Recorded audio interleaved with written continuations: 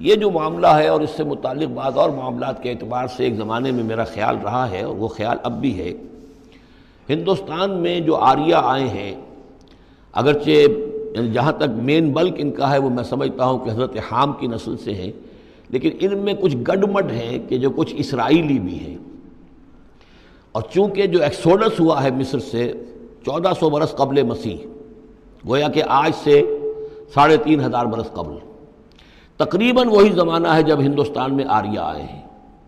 تو معلوم ایسا ہوتا ہے کہ کچھ جس وقت یہ لوگ نکلے ہیں مصر سے تو کچھ ان کے قبیلے وہ ہیں جن کو کہتے ہیں کہ last tribes of the house of Israel, جن کا پتہ نہیں چلتا کہاں چلے گئے، تو ان میں سے شاید کچھ لوگ ہیں جو ہندوستان میں آئے ہیں، اور میرا گمان یہ کہ برہمن جو ہیں ان میں وہ وہی ہیں۔ یہ لوگ وہ ہیں کہ جن کے ہاں وہ سارے کسٹمز ہیں۔ اب دیکھیے جو کچھ کہ حضرت موسیٰ علیہ السلام نے سامری کے بچڑے کے ساتھ کیا، یہ اپنے مردے کے ساتھ وہی کرتے ہیں۔ انہوں نے اس کے بچڑے کو جلایا، جلا کے راکھ کیا، راکھ اسے سمندر کے اندر پھیلا دی۔ یہی وہ کرتے ہیں، اپنے مردے کو جلائیں گے، جلا کے اس کی راکھ لے جائیں گے، وہ کہیں گنگا میں پھینکیں یا کسی اور جگہ پھینکیں یا سمندر میں پھینکیں، بالکل وہی معاملہ کرتے ہیں۔ جس طرح وہ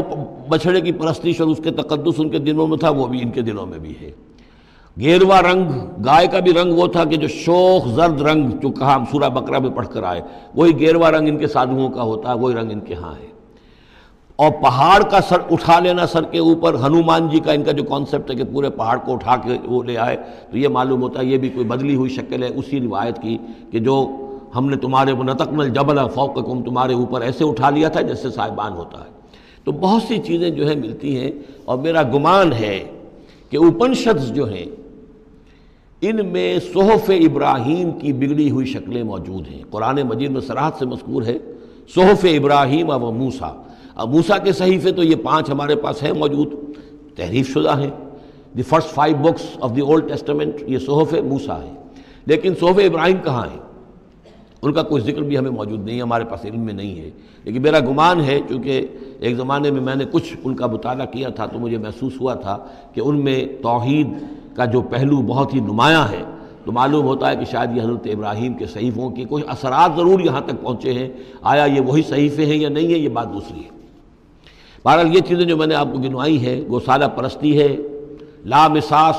یا انٹچیبلٹی، ان کی ایک قوم وہ ہے جس کو ہاتھ نہیں لگ سکتا، ہاتھ لگ گیا تو بھرش ہو جائے گا۔ اسی طریقے سے مردے کا معاملہ، زرد رنگ کا معاملہ، ہنومان کا پہاڑ کو اٹھا لینا، یہ ساری چیزیں جو ہیں اسرائیلی تاریخ کے واقعات سے ان کا ایک تعلق ہے۔